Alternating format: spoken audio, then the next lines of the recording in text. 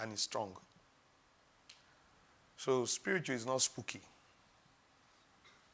So when you're, as you're going in that region, that realm, a time will come that when you start meeting with people, like Derek Prince said, you can feel forces.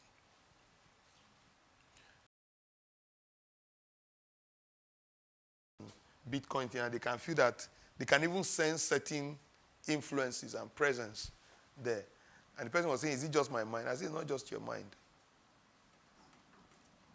Do you follow? It's not just your mind. So at that level, I feel you need to do that. But then, you must have values. Do you know what is happening? When you talked about people, CEOs, maybe getting your business public, it's true. The truth is that if you open up your business space, to more participants, it becomes easier to expand and reach more people. See, you can't reach this with our partnership. Talking about without some form of people coming in. And people have their values that they are trying to influence. If you look at Aline Dose yesterday, about a particular app that has been in operation since either 2006 or 2016, it's a customer management system that they're talking about. I'm trying to remember the name. I think I copied it here. Maybe you can check it up yourself. You know what I noticed? This whole world, this whole globalization agenda. Now let me go spiritual. Antichrist is coming. I know some of you say I don't believe. Salesforce. You've heard of Salesforce? I had to copy it yesterday. Do you know they've been around for a while? But if you look at Salesforce, eventually you just discover that they are unifying economies. Because almost every major brand is there now. Every major retailer, producer is there. They are looking for a place where everybody gathers. And I was going through some of the things they believe and what they do. Salesforce is real. A time will come where you can't sell or buy out them. Because everything you are looking for. I think before, when we hear such statements, people say it's not possible. I think, when I was much younger, I was in secondary school. I remember Touja came to preach, and one man was preaching about Antichrist. And he said, when the Antichrist comes, there is no place. That was in 1989. I was in Form 1. He said, when the Antichrist comes, that there is no place on the surface of this earth that you will hide, and the Antichrist cannot see you. I say, even in Boko, like I'll be in Boko, I'll hide somewhere, and somebody will not be able. In my mind, I couldn't understand how you will see that a time will come where on the surface of this earth, somebody will hide. Now, can I say that anymore? Where are you going to hide on this earth that they won't find you? So it's very, very possible. It's already happening. So when we say that a time will come when the Bible says a time will come where you cannot buy, because the mark of the Antichrist is trade. What is going to come with? Because if you control trade, you control what people eat and how they live. And the Bible says, what did the Bible say about the Antichrist? When he comes, men will neither be able to sell or buy. Is that not where the world is going? Why do you think certain people are fighting for globalization? It's control, because there's one spirit at work in this world. And it's not the spirit of Christ. The Bible refers to him, I've turned the pastor. I'm telling you this one, the truth now. The Bible calls him the spirit of the Antichrist. And the Bible says he's already in the world. The Antichrist as a person is not yet in the world. But the Bible says the spirit of, because it's actually a spirit, not a person, that will eventually possess someone. But the spirit is already in the world. That's what the Bible says in 1 John. It's in the world. Digital currency, does it have limitations? If you told people some years ago that a time will come when people we are used to today, now we are saying that very soon there will be no paper. They will tell you that it is what? It is digital. You don't see it, but it's there. Oh, yo. What we are saying, well, I know some people are just still not believing, but we're heading there. Whether we like it or not, this world is ending. It will end. So my own guarantee is that when Jesus comes, I will go. So people bother, should we take vaccines or not take vaccines? Don't bother, vaccine is not the issue. Christ is the issue. Is a substance. And the Bible says as long as we are here, that spirit is here, but it cannot come to full manifestation. The only thing that is stopping the Antichrist is because the church is here. We live and you will see him in full manifestation. So even if you take vaccine, don't be bothered. When rapture comes, you are going. You have taken other vaccines before. Do you know what is inside that one? And some of the technologies we are seeing today were developed years ago. Was James Bond not flying cars? In those days, we were laughing. James Bond's car will enter water, will say James Bond, James Bond. James Bond, just show you the future.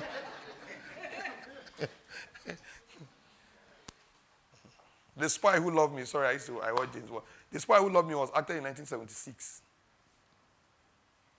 2 years before I was born. And James Bond was already inside water then. His car, they were chasing him. He just entered Egypt, went down, told the lady, he's always with ladies. He said, no problem. Just press some things, turned to a boat, went around, came out. Now there are cars like that everywhere. Some of the Marvel movies we are watching were written in 1960 something. That's to tell you where the human mind is coming. So imagine what they are writing now.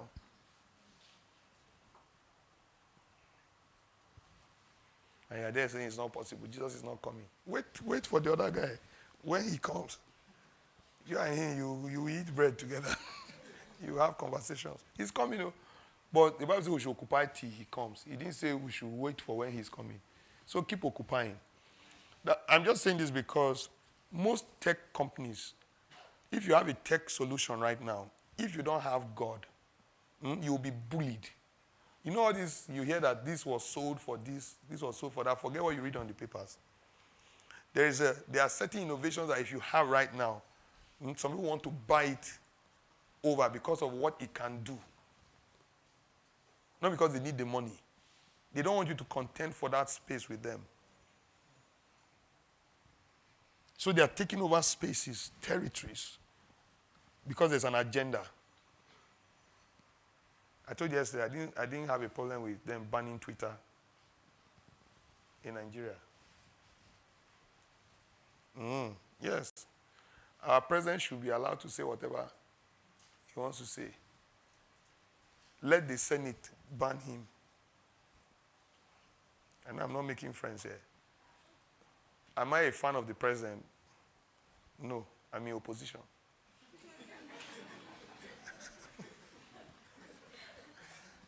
But that doesn't give anybody any right to come and ban.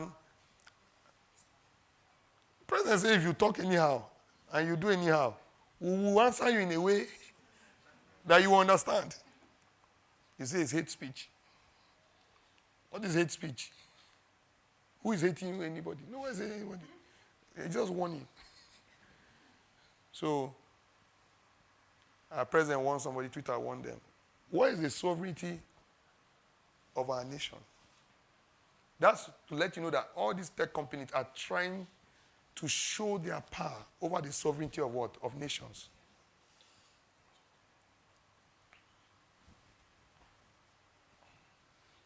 And make no mistake, it's going to increase.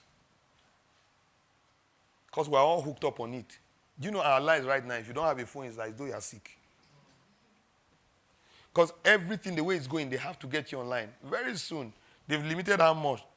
It's Nigeria here, we still carry cash. I was holding close to 1,500 pounds in UK and I was struggling to buy food. Because everywhere you come, they say, no, cashless. Do you have a card? You want to order a ride, Uber. They're not willing to collect cash because you have to pay before they come. It's not here that you'll be asking Wi-Fi, how much should I pay you? No. You order, you pay before you come. So you're holding cash. So I had to get someone to put the money in the account. Are you with me? So this cashless economy is very real. So you do everything, collect something, buy something, and you're not seeing any money. You're not seeing anybody. There are shops you enter, you don't see anybody. You just walk into the shop. You don't meet anybody. You don't talk to anybody. You go there, you shop for what you want, you pay with your card, the thing comes, you don't meet anybody. So how do you beg someone? I told Pastor B, I said, look, it's Africa. Africa is the reason Antichrist. God is just having mercy on Africa. That's why he has not come since. Thank God for where we are. Because there's still human. Because the whole system there is just so digitalized. It's like computers run people's lives. So, yeah, it's not that bad, though. It's still good. So, Pastor D, I know you are a spiritual person, and I believe you guys are spiritual people. You understand what I'm saying? As you're entering those realms, whatever you are doing, if you don't have power, start entering that, they will come and hijack it. The Indian guy that was killed for his app, you think it's a mistake? He just died like that. Is he not in the land of the free? And,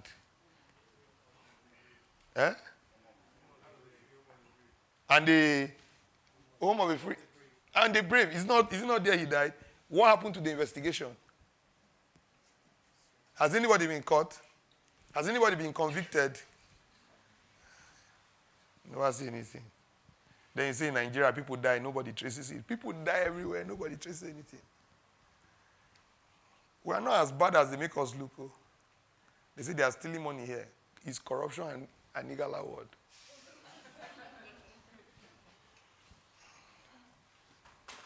So you should have some respect too. They'll just say, nothing is working in this country. Nothing is working in this country. And you're sitting here very free. You are moving very free. Say Boko Haram is terrorizing people everywhere. Is IRA, North Island and Ireland, are they not fighting? Is that not terrorism? People, are they not bombing people? You know, sometimes people just tell you that what you are holding is not good. You throw it away and they don't have it. You can't wait. You know, some of you are sitting here, what do you say I'm teaching? Lord, what this is Arome is saying is, it won't work here. Well, he doesn't know. I know where to walk. Help me, Lord. Take me where to walk. Okay. I'm not discouraging you traveling, but have a sense of purpose for your life. Go to places. Many of you are going to go abroad. But this escape mentality is what is going to keep you bound there. So that you snap inside snow and send to me doesn't mean you are doing well. All right. I think we're good. It's 4 o'clock. Thank you.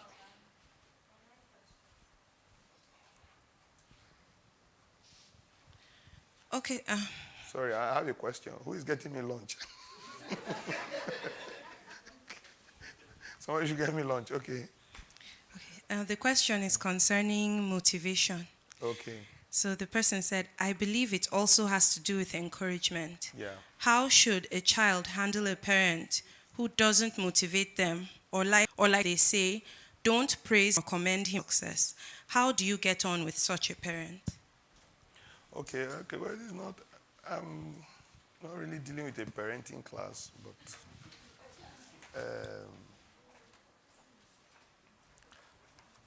how do you do with such a parent? You can't choose your father and mother. It's like you shouldn't do that to your own children. You see, you don't live in your parents' house forever. And the earlier you take responsibility, the earlier you leave some of those circles. Because I don't have any advice to give you as to how to go and handle your father. I can't go and tell him that based on what they said in this class, you need to motivate me in this direction. Because I don't know your father. I don't know how to change your father. But I know I can change you. You know, one of the things I say, don't live in your father's house, especially if you're a man. Don't live there for too long. We want approvals. It's very important. Everybody needs approvals. But can I tell you the truth? When you take responsibility for your life, it's clear that your happiness is not really dependent on anybody. And one of the secrets that I've learned in life that has helped me is not to focus too much on things that I have no control, little or no control over. I focus more on the things that I have what? Control over. Because I can be sad that it didn't rain. But I can build a house. I can buy a house. I've been calling forth my house a lot lately. I believe I receive. That I'm born to an Igala parent. I can't change it. And I love it. But I can improve my English. Do you understand me? The Igala accent, I can't do anything about it. But I can do something. So there are many things in our lives like that. My father is like this. What should I do? And the Igala people have an adage that you don't start learning how to ride bicycle at old age. Hear me? When the bones are already set, you're not going to sit there. So some people at old age, I always say just live with them for as long as you can. And then earn the respect you need. It's got no matter how tough people are, if you generate value, as in if you have something to offer, it earns you the right to talk. The church that I grew up in is an Orthodox church. So they had a wedding, and I went for that wedding. I remember when I was in Sunday school, they used to knock me.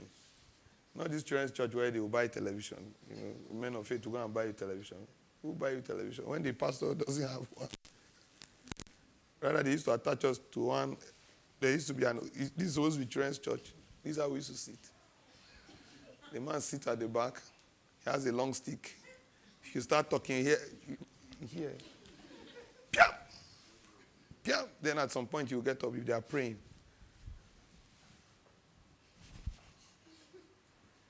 I used to put my hand like this. The man would still see. But when I went there, they were not knocking me again. This last time I went there, I sat in the crowd. They saw me. The elder, the oldest man in the church is still there. He said, we heard that Reverend Arome, our son, is here with us. Invite him to come. You see that hallowed chamber where they say, if you are not ordained, you see, that's where they took me. I sat there. You know what the man said? He said, the Igala people say, a child that washes his hands well earns the respect to eat with the elders. Sit here with us. I've earned my place. Are you getting me?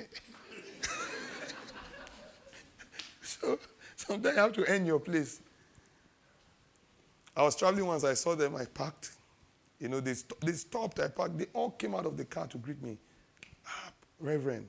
They don't, in the church where I came from, they call it Reverend Pastor. They say, our Reverend Pastor. They were just greeting me. I said, thank you, sir. These are my fathers. These are people that before, if I'm talking, they will say, keep quiet. There's no encouragement there. Join Boys Brigade. Go now. How many of you are in Boys Brigade? BB member, keep on membering. Sir William S. Smith, he was a soldier who found the Boys Brigade. Some of you didn't go to China. In Glasgow, Scotland, he found the Boys Brigade. Yeah. So BB members, keep on membering. So it was BB members, He's remembering, well, we don't say remembering. It's BB members, keep on membering. We're just cramming. But I was there. And if you are not there,